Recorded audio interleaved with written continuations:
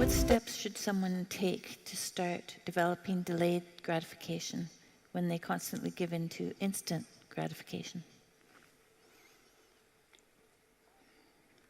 Well, okay, imagine, I know the answer to this to some real degree because I had graduate students in particular who I picked because they were very smart and often very creative, but sometimes they weren't very conscientious. So they had a hard time delaying gratification. And so, well, I would say, if you would like to discipline yourself, which is a very good idea, you need to pick a direction. Pick a direction you want to go first. Pick a goal you would like to attain. And a medium to long-term goal. You might imagine something you need and want, some attainment that would motivate, whose pursuit would motivate you. And you can ask yourself that. It's a good question to ask yourself in general. This is a very good question to ask yourself is, if you could have what you needed and wanted, what would that be? And that's a meditative question. You don't want to force an answer out of yourself. You want to ask yourself that like you would ask someone else. If I could have what I wanted, what would that look like? And you can ask yourself that in a more differentiated way. If I could have the relationship that I needed and wanted, if I could have the friendships, if I could have the job or career, if I could have the educational pathway, if I could adopt civic responsibility in an optimized manner, if I could engage in some creative enterprise, if I took care of myself properly, if I regulated my susceptibility to temptations, what would that look like if it was optimized? And then that sets you up a goal that has some motivational force. This is worth doing. And then you might find, well, you don't do it anyways. And then I would say, well, that's because you're biting off more than you can chew. The next goal is to take your goal and to fragment it into micro goals until you find a micro goal that's small enough that it still presents some challenge that you will do. And so I've become, one of the things I'm known for, I suppose, is my advice to people to clean up their rooms. And the people who think I'm their enemy laugh about that rule because of its simplicity, let's say. But the only reason they think it's simple is because they've never tried it. It's actually extremely difficult. And it was very frequently the case that, well, it's very difficult to put your room, your office, your bedroom in order. I mean, you think about your bedroom, hypothetically, let's say you're married, you share that room with someone else. Is your bedroom in order? Really? And I don't just mean, is it neat? Maybe it's too neat. Maybe it's too orderly. Maybe it's too sterile. Maybe it's too bare. Maybe that characterizes your whole bloody relationship.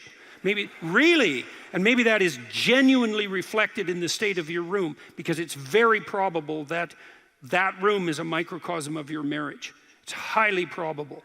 And so what that would mean is to organize that room would require the organization of your marital life, not least because if you want to put that room in order, you're going to have to negotiate with your wife about how that's going to be done.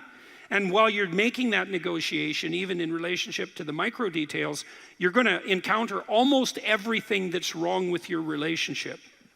And so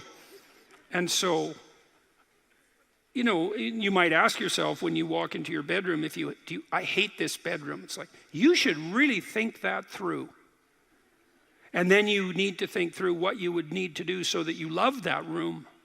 Or even more complexly, so that you both loved it. Because that's a tough thing to attain, boy. Because you're going to have differences in taste. You're going to have differences in orderliness. There's all sorts of things that you're going to have to negotiate in order to make that room you both inhabit jointly desirable. Anyways,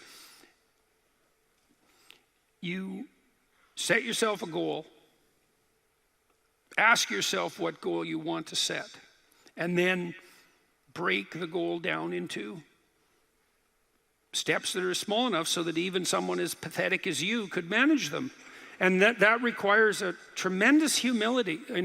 It was frequently the case, for example, with my clients, that I would do an analysis of their situation in life, and let's say, just for the sake of argument, that someone was 30, living at home, in the bedroom they grew up in high school, in a complete bloody state of disorder, both moral and practical. And one of the relatively simple steps that we might agree upon with regards to moving forward is the person might think, well, I'm 30, I'm really immature, I haven't taken any responsibility for my life, my mother still makes my bed and cleans up after me. It's like, well, why don't you just start with that? Because you're not going to just fix your life. Why don't you just try to clean up your room like you're a mature 14-year-old instead of a dreadfully dismal 30-year-old? And so, first of all, it's really hard for someone, even if they're desperate, to admit that that's necessary, right? Because it's so bloody humiliating. You mean, really, I'm so damn useless that my basic goal is going to be to clean up my bedroom? It's like, well, looks like it. And actually, it's worse than that, because then you ask the person, you negotiate with the person, they say, well, I'll try to clean up my room. Then they come back the next week and they say, I had one client, this was so funny, he's going to vacuum his rug. That was his goal for the week. He just had a child out of wedlock, and he was afraid that he was going to be a very bad father, which was a very realistic fear. And so he wanted to put himself together, and so that's why he came to see me. And he lived in this squalor, and one thing we decided to do was that he could vacuum the rug, which he hadn't done for like 12 years because his mother would do it. And so it was so funny, it's so unbelievably comical. He went and got the vacuum, a stand-up vacuum, an upright vacuum, and he brought it into his room, but he didn't bring it all the way in. He put it in the doorway, leaning like this across the doorway. And then instead of vacuuming his room, he stepped over that bloody vacuum cleaner for a whole week and then came and told me that he couldn't do it. It's not surprising to me at all, because you think, well, that's such a trivial thing. It's like, if it was such a trivial thing, he'd have a clean room. It's not trivial at all. That chaos in his immediate environment was deeply emblematic of the chaos of his life. They were the same thing.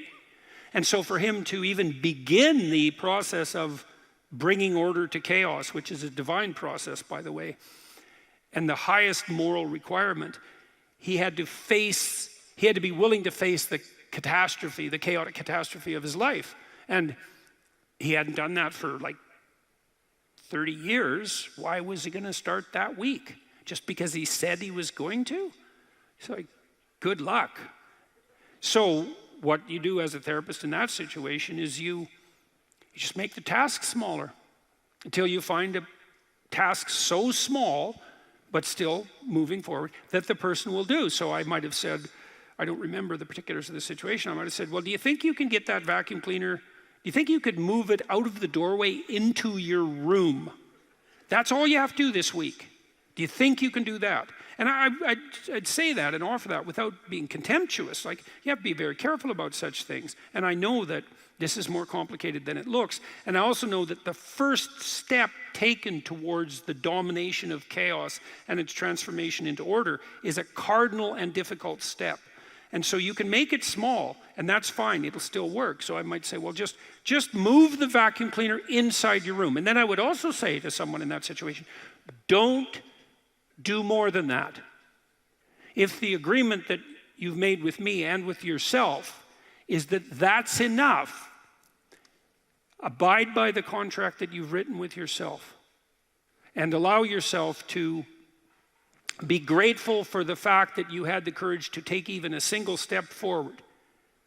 And don't push your bloody luck, because maybe you'll have a brief fit and vacuum the whole rug, and then you'll be so annoyed at how you've destabilized your entire life that you'll redouble your attempts to make a mess, and the place will be more like hell than ever for 2 months. It's very probable that that sort of thing will occur if you break the contract you've set with yourself. The upside of this is, because you think, oh my God, that's so dismal, I have to start that low. It's like, yeah, probably, especially if it's a real difficult thing you're trying to sort out. You have to start as low as you are useless, and that's low. So, but the upside is that progress accelerates. It's not linear. And so if you take once you take the first step, the probability that you'll take a slightly larger second step increases, and that increases non-linearly. And so once you get the ball rolling, so to speak, once you start pushing the rock uphill, you can do it faster and faster. And so even if you have to start in a very humiliating manner, that doesn't mean that's where you'll end. One of the things that Tammy and I learned to do, and this was a consequence of me being trained as a behavior therapist, is, we'll just take an example that maybe I was trying to learn how to compliment her when she dressed nicely. And maybe the fact that I wasn't good at that was manifest in the fact that she'd put some effort into her dress, and then I wouldn't respond in the appropriate manner, and that would dishearten her. And I don't particularly remember that exactly happening, but it'll be a perfectly reasonable example. And so then she would be displeased. And then the question would be, well, is she displeased because I'm too stupid to offer a proper compliment? Or is she displeased because she's so needy and lacking confidence that she needs a compliment that would go beyond the ordinary? And the answer is, what the hell do we know? Could be one or the other or both. And so what's a possible solution to that? And one possible solution would be, okay, if you do put some effort into your appearance, or I do, we could reverse the situation, but if you put some effort into your appearance, and you would like to hear from me exactly the words that would reward you for doing that and provide you with the confidence to attempt it again in the future, what would those words be? You look good without a beard, dear. Thank you. You're welcome. Yeah. Very funny. Very funny. And so, and then you can say, well, if you tell me those words, I will repeat them back to you. And then the person who needs the words might object, well, that's false, it's superficial, it's artificial, it's not spontaneous. And if you really loved me, I wouldn't have to tell you what to say. It's like, well, all of that's wrong. It's like, just because I love you doesn't mean I'm not stupid. And so, in fact, I love you might even be evidence that I am, in fact, stupid. So like, help me out here. I don't know what you want, and maybe you could just tell me, and then I'll tell you what you want, and I'll do it stupidly and badly. But I'll be slightly better at it the next time, and maybe if you let me practice 50 times stupidly and badly, I'll get reasonably good at it, and then that's something that we'll be both good at for the rest of our lives. And that's something worth knowing. If you imagine you're upset with your partner because they haven't delivered something to you, whatever it is that you want, and then there's two questions that arises, right? Are you just like immature and greedy and self-centered, or are they useless and incapable of delivering? And neither of you know, and you have to sort that out. And then you also, as the injured party, let's say, might regard it as a moral necessity on your part to indicate to your partner exactly what you want, is to tell them. Like, it looks to me like if you did this or said this, then that would satisfy me. And then you might say, well, is that reasonable? Do you feel that it would be reasonable for you to offer that? Would you be willing to offer that? Am I pushing you too far? Those are all things that have to be sorted out. And then you can practice that, and you can practice that with the resolution of every dispute that emerges. If you're willing to take to yourself the responsibility of communicating to your partner your conditions for satisfaction, it means you have to admit them to yourself too, which is also very difficult. And then you can help your partner take stupid incremental steps forward, in the direction that you'd like to see expand, and then you can get better at that. And it's unbelievably useful. You can get better at how you have dinner together, or breakfast or lunch. Those things repeat every day, so they're very important. You can get better at how you greet each other when you come home. You can get better at the routine that you fall into, let's say, when you go to bed at night or when you wake up in the morning. All these things that repeat, because that's your life, the things that repeat. You can conceptualize how you might like them to be ordered if they were undertaken in an optimal manner, and you can start incrementally moving forward to that. And you can do that by communicating what you need and want, and by carefully rewarding your partner for taking the appropriate incremental steps forward. And so if you're trying to discipline yourself, you make a goal, you break it down into micro goals, and you implement the micro goals and reward yourself for doing so. And if you do that reliably and you make that a practice, that you'll become more disciplined across time, and you'll move towards the fulfillment of your goals. And that's practically how that's the practical guide for success on that front.